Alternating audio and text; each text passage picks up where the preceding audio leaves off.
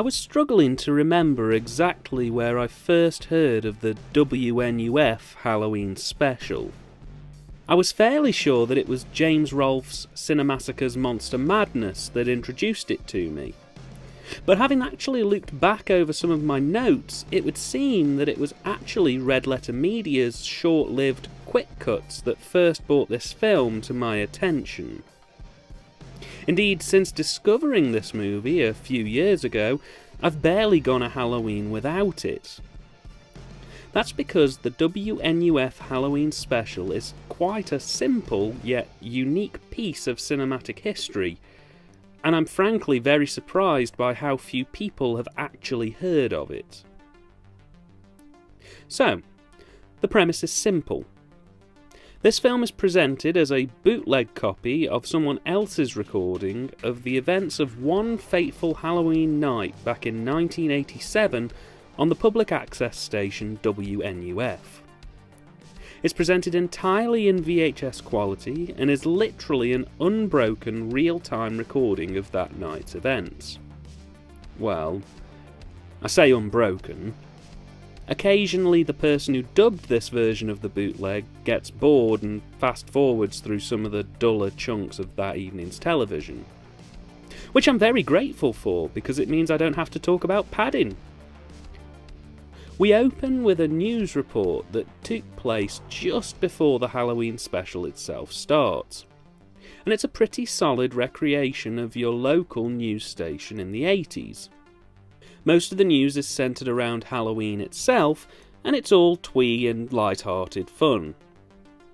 Then the real horror begins as we follow TV reporter Frank Stewart and his assistant Veronica as they explore a long-abandoned local property where atrocious acts took place.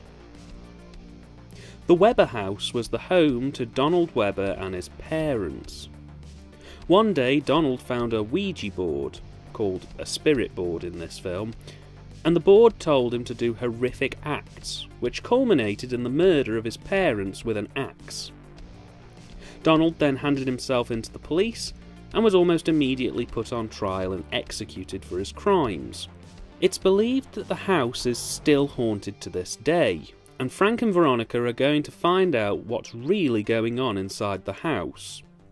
All the while aided by two paranormal investigators, Claire and Louis Berger, who are heavily inspired by Ed and Lorraine Warren. They're joined by their cat Shadow, and there's a local priest who's promoted as being able to perform an exorcism if needs be. As if to set the tone instantly, this film's first shot is literally of a heavily compressed, fuzzy, warm black screen.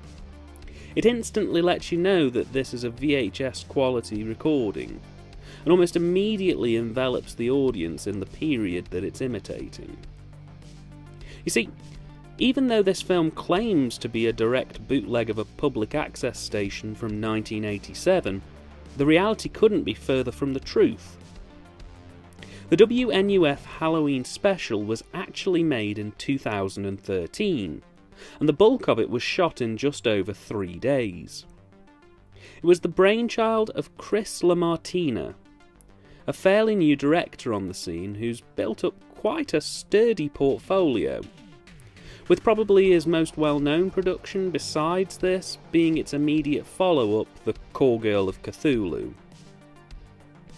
He's also quite the writer, again with a pretty decent string of writing credits to his name. Nothing majorly of note, but he has more credits than some of the directors I've spoken about on here. As an aside, it's also worth mentioning that he's directed most of, if not all of the stuff he's ever written. So he most definitely has experience in being able to translate his visions from script to screen. This film's been a bit of a difficult one to talk about in terms of writers and directors, because while Chris is pretty much the director and writer of this film, he's not the only writer and director for this film. No. This film in total has 11 writers and 7 directors. But it's not even that easy, because 7 of those 11 writers are only really responsible for writing about 30 seconds each of this film, and only 2 of them are credited as co-writers, and even that's in a limited capacity. The 7 directors? 6 of them are responsible for about 2 minutes of the overall screen time of this film, and number 7 is Lamartina. So for the sake of clarity and general ease, I'm just going to stick to Lamartina for now.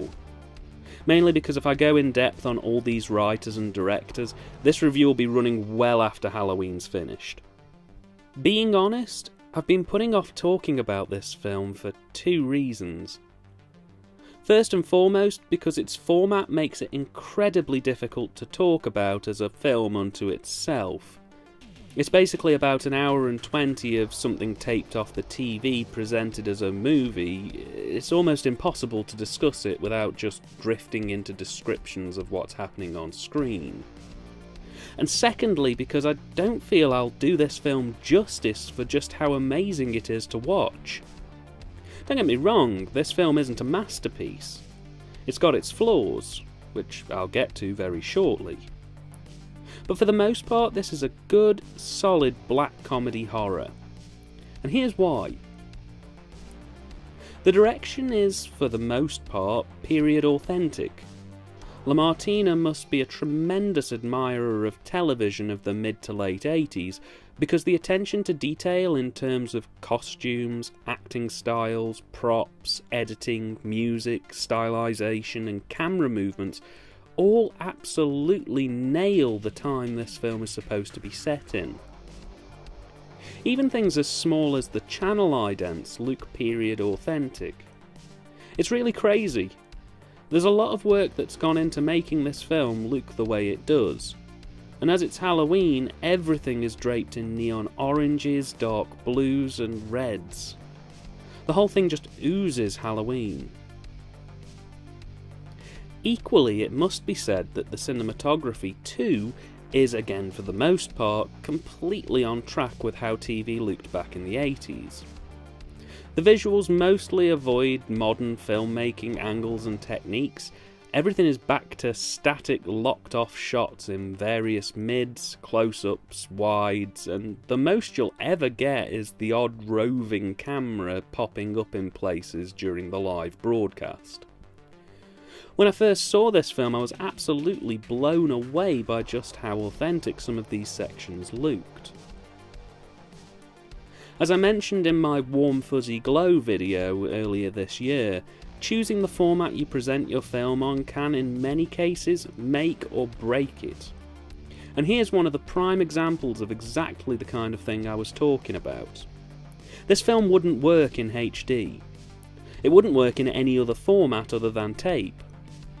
Well, maybe beta, but that's splitting hairs. In HD, this film would look unnatural, tacky and unpleasant. But that downstep smooths over the cracks in production. It's very merciful and really helps to sell the film to the period it's supposed to be produced in. And they use the VHS format to its element here.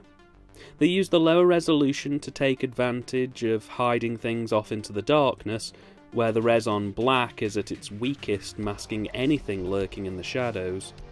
They have tape faults that pop in just at appropriate times. There's occasional tracking issues that give the whole thing a naturalistic look and feel. It becomes almost a bit organic in that sense, and it really lets it take on a life of its own. I'm going to take this opportunity to talk about the scripts in 2 parts. Firstly, the main plot, the meat and gravy of this film. The news reports and the Halloween special itself are all pretty decently written. Public access television in the 80s and 90s was a fairly cheesy affair. Most wanted to try and play it safe where possible through fear of enraging religious groups, or worse, losing their license to broadcast. So a lot of shows from that time would have been written with a very overly cheesy tone to them. And this script here captures that atmosphere almost perfectly. The news presenter sections are pretty much spot on. Seriously, there's nothing that jumps to my mind that stood out as unusual or out of place there. The special itself? well, there's maybe one or two moments where something scary happens and the presenters give a reaction that I personally found to be a bit unbelievable. It's not the be-all and end-all for this film, but when a scare doesn't quite land the way it should, it can pull you out of the action a little bit. I think sometimes maybe the cast go a little too cheesy with some of the lines, and that can also be a bit distracting. But overall, I have to say the script's fun, lightweight, it knows what it wants to do, and while the ending is probably the most predictable one they could have gone with, I have to be honest and say that it's also the most logical ending that works.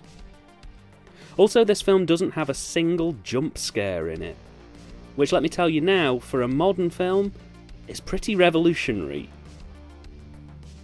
Secondly, the adverts, which run a bit of a spectrum for me. And this is the only place really where I can honestly say that the film comes a bit unstuck. There are some ads that are frankly astounding. Seriously, you could slot some of these adverts in amongst legitimate adverts from the time, and they really wouldn't look out of place.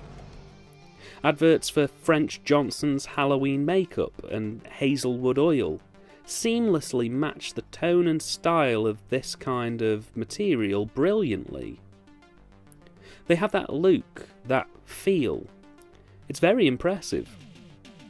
I also have to commend the filmmakers for actually repeating some of the ads.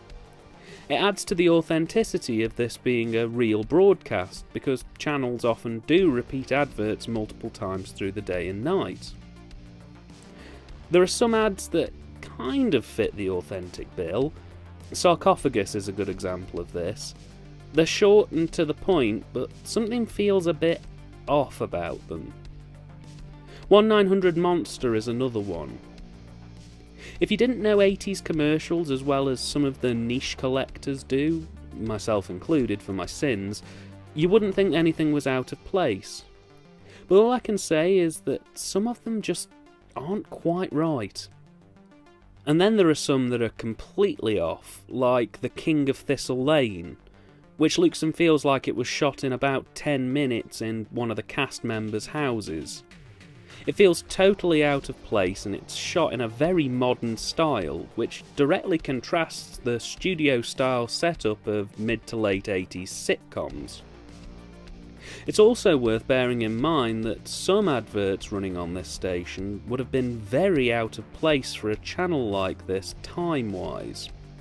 For example, the Halloween Special starts at 7 PM, but less than 40 minutes later there's an advert for a strip club called the Shining Trapeze, which I'm pretty sure would never air in the real world at 7:40 PM.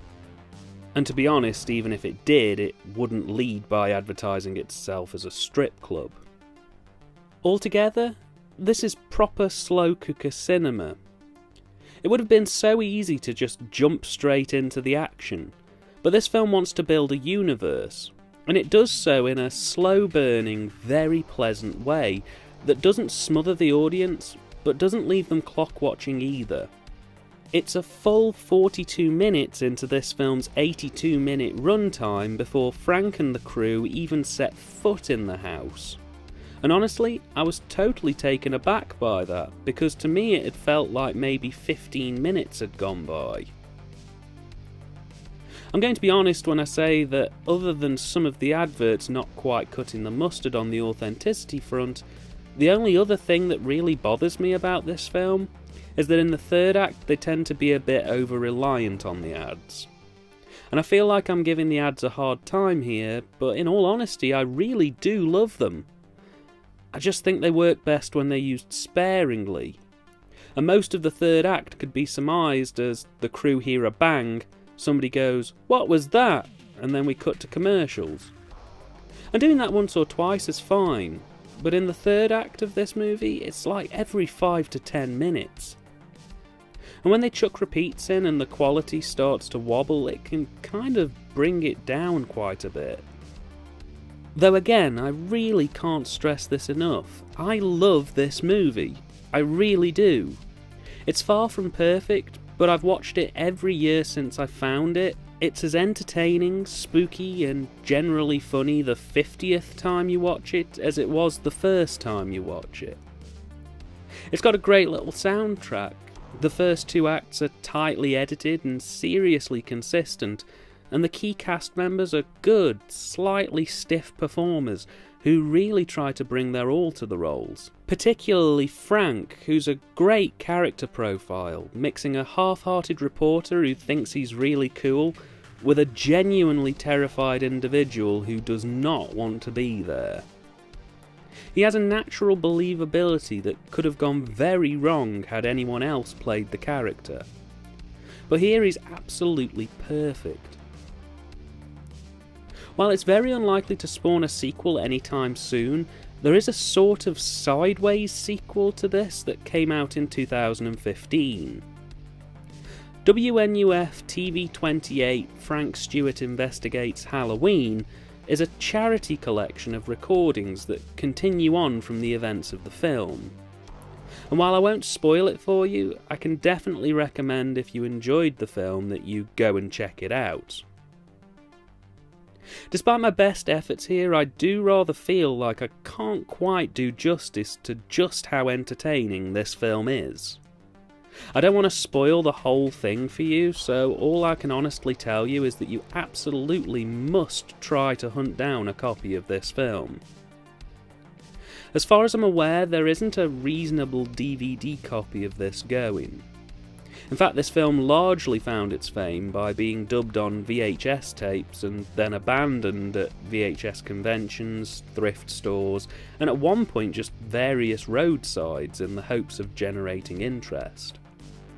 But if you can find this one, I guarantee you won't regret it. Perfect for group viewings and best enjoyed on the day itself, this season when you're fumbling through your usual slashers, Euro horrors and B-movies, dig out the WNUF Halloween Special. It'll make your night.